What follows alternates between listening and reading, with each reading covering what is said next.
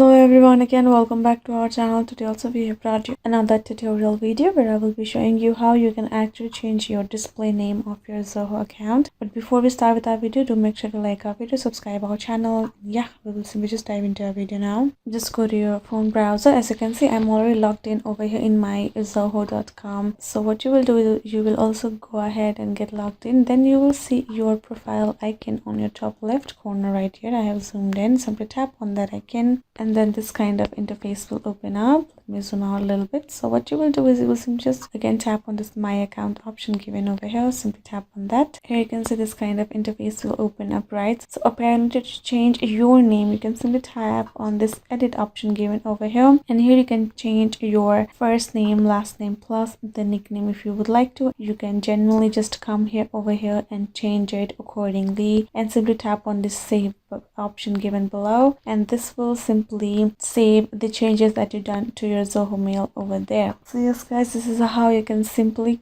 change your display name in your Zoho mail account, and I hope this video was helpful to you guys. And yeah, thank you so much for watching our video till the end. I will see you guys next time.